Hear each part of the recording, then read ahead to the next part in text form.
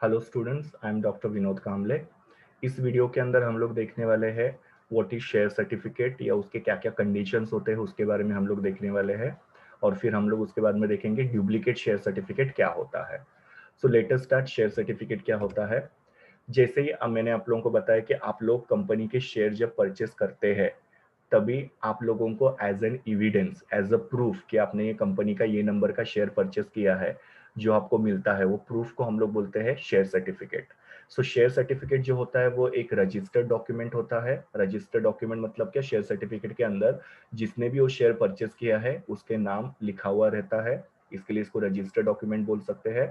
और जिसका नाम उसके अंदर मेंशन होगा वही उसके शेयर्स का ओनर कंसिडर किया जाता है। और ये एक तरीके का क्या है? एविडेंस है of ownership of specified number of shares. मतलब क्या कि यहाँ पे शेयर सर्टिफिकेट के अंदर जब मैं आप लोगों को ओरिजिनल शेयर सर्टिफिकेट दिखाऊंगा तभी आपको पता चलेगा, उसके अंदर नंबर ऑफ शेयर्स आपने कितने परचेज किया उसका नंबर मेंशन किया रहता है।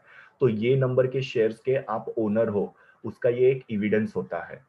तो दो चीजें आपको याद रखनी है कि शेयर सर्टिफिकेट जो होता है वो रजिस्टर्ड डॉक्यूमेंट होता है, इशूड बाय द कंपनी। मतलब उसके अंदर जो भी शेयर के ओनर है उसका नाम मेंशन किया रहता है।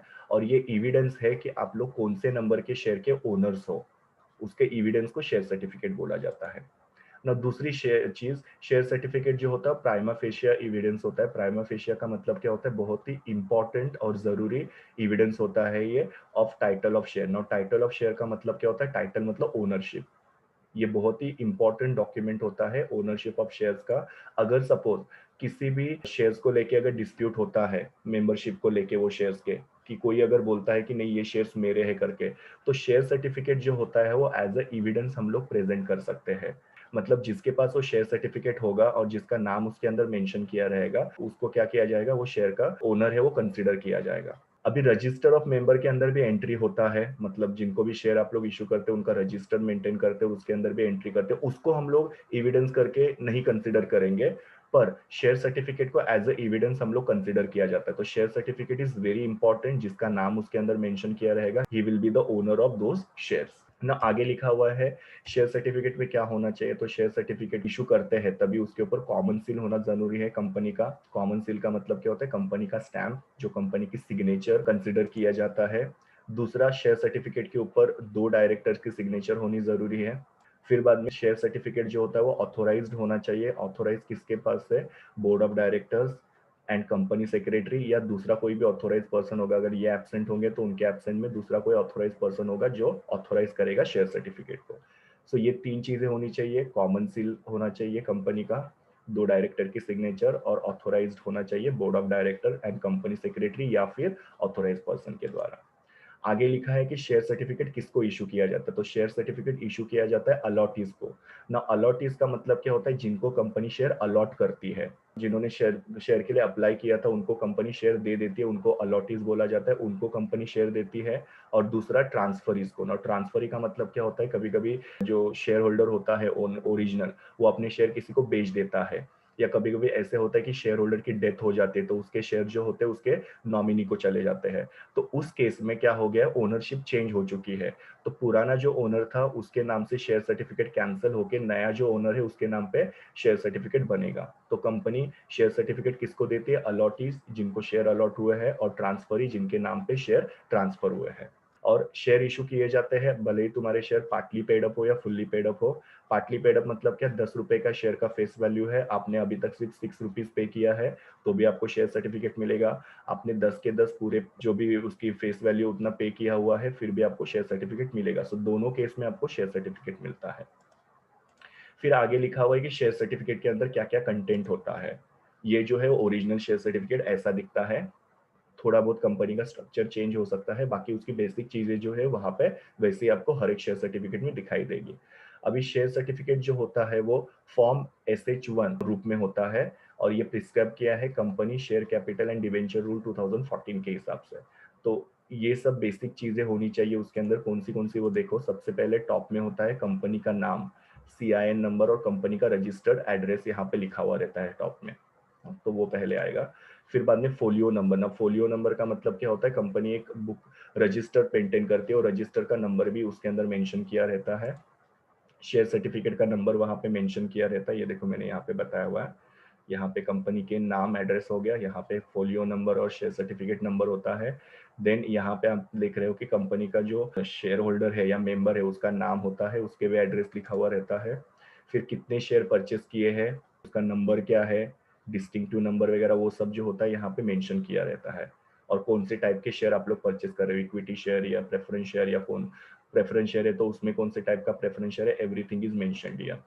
देन कितना पैसा आपने पे किया हुआ है, और फिर बाद में एंड में यहाँ पे कंपनी का कॉमन सील होता है, स्टैंप होता है, फिर 2 डायरेक्टर की सिग्नेचर होती है और सेक्रेटरी की वगैरह सिग्नेचर होती है। तो ये सब चीजें जो होती है वो तुम्हारे शेयर सर्टिफिकेट का कंटेंट होता है।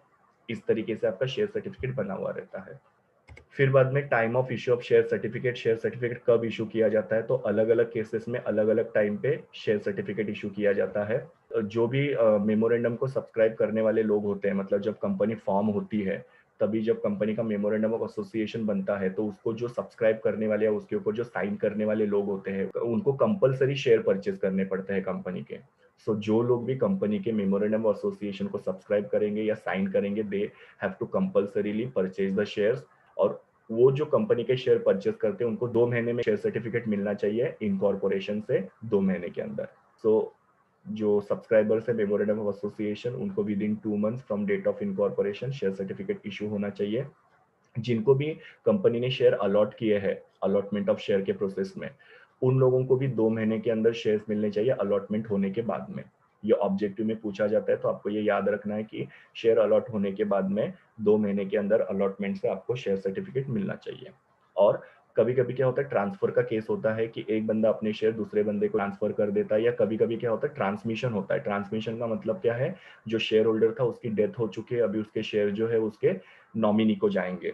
ओके, तो ऐसा अगर ट्रांसफर का केस होगा या ट्रांसमिशन का केस होता है तो उसके अंदर 1 महीने के अंदर जो है वो आपको शेयर सर्टिफिकेट मिल जाता है।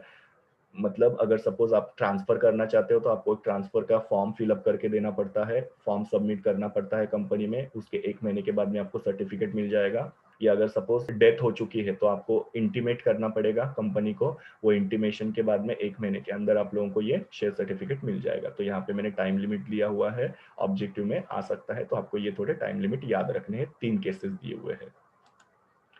देन डुप्लीकेट शेयर सर्टिफिकेट ना, डुप्लीकेट शेयर सर्टिफिकेट का मतलब क्या होता है, जब ओरिजिनल शेयर सर्टिफिकेट स्पॉइल्ड हुआ है, खराब हुआ है, या कुछ डैमेज हुआ है या फटा हुआ है, उस केस में आपको क्या करना पड़ता है, आपका ये जो स्पॉइल्ड, डैमेज या टॉर्न शेयर सर्टिफिकेट है वो कंपनी को सरेंडर करना पड़ेगा, कंपनी को वापस करना पड़ेगा। और उसके बदले में कंपनी क्या करती है, आपको नया शेयर सर्टिफिकेट इशू करती है, जिसको डुप्लीकेट शेयर सर्टिफिकेट बोला जाता है।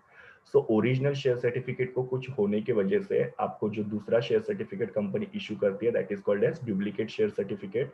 डुप्लीकेट शेयर सर्टिफिकेट आपको अगर चाहिए तो उसके लिए आपको प्रूफ करना पड़ेगा कि आपका जो पहला शेयर सर्टिफिकेट ओरिजिनल था वो लॉस्ट हो चुका है या डिस्ट्रॉय हो चुका है, इसकी वजह से आपको डुप्लीकेट शेयर सर्टिफिकेट की जरूरत है करके। और ये डुप्लीकेट शेयर सर्टिफिकेट जो होता है कंपनी 3 महीने में इशू करती है।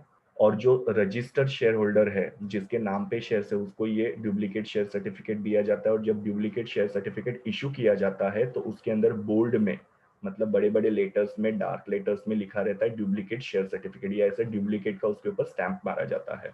सो जब ओरिजिनल शेयर सर्टिफिकेट को कुछ होता है तो company duplicate share certificate issue करती है। उसके लिए आपको प्रूव करना पड़ेगा कि ओरिजिनल शेयर सर्टिफिकेट जो है वो लॉस्ट हुआ है, डिस्ट्रॉय हुआ है। और डुप्लीकेट शेयर सर्टिफिकेट इशू करने का जो टाइम पीरियड होता है 3 मंथ्स का होता है, और ये मिलता है सिर्फ रजिस्टर्ड शेयर होल्डर को। और जिसको भी ये शेयर सर्टिफिकेट दिया जाता है उसके ऊपर डुप्लीकेट शेयर सर्टिफिकेट का स्टैम्प जो होता है वो अफिक्स किया जाता है। फिर अगर सपोज आपका शेयर सर्टिफिकेट लॉस हुआ है, लॉस हुआ मतलब कि घूम गया कहीं पे, तो सबसे पहले कंपनी को न्यूज़पेपर के अंदर एक नोटिस देनी पड़ती है। आप लोग यहाँ पे ये नोटिस देख सकते हो, जिसके अंदर कंपनी सब मेंशन करती है कि ये शेयर होल्डर है, इसका जो शेयर सर्टिफिकेट है वो लॉस हो चुका है, अगर आपको वो मिलता है तो आप लोग क्या करो, कंपनी में ये एड्रेस के ऊपर आप लोग उसको सेंड कर दो। तो कंपनी क्या करती है, फिर एक स्पेसिफिक टाइम, जैसे 21 डेज यहाँ पे दिया है, तो ऐसा स्पेसिफिक टाइम कंपनी देती है अगर वो घुमा हुआ शेयर सर्टिफिकेट है वो कोई भेज सके तो। अगर इन केस कोई भी रिस्पॉन्स नहीं आया, किसी ने कुछ वो मतलब मिला नहीं किसी को, या किसी ने वो भेजा नहीं, तो उस केस में कंपनी क्या करेगी, आपको डुप्लीकेट शेयर सर्टिफिकेट इशू करेगी। तो जब आपका शेयर सर्टिफिकेट स्पॉइल या डैमेज हो जाता है तो तभी आपको प्रूफ करना पड़ेगा, तब जाके कंपनी आपको 3 महीने में शेयर सर्टिफिकेट दे देगी। और अगर आपका शेयर सर्टिफिकेट घूम जाता है तो उसके लिए कंपनी न्यूज़पेपर के अंदर पब्लिक नोटिस देती है, और फिर उसमें एक टाइम पीरियड देती है कि वो शेयर सर्टिफिकेट जिनको भी मिला है वो इस एड्रेस पे भेज सकते हैं करके। इन केस अगर नहीं कोई रिस्पॉन्स आया तो कंपनी वो जो शेयर होल्डर है उसको नया शेयर सर्टिफिकेट इशू करती है। So this was all about share certificate and duplicate share certificate. ये मेरे URL से जहाँ से मैंने इमेजेस लिए हुए हैं। Thank you students, please do like, share, comment and subscribe to my YouTube channel and also recommend my channel to your friends. We will meet in the next video.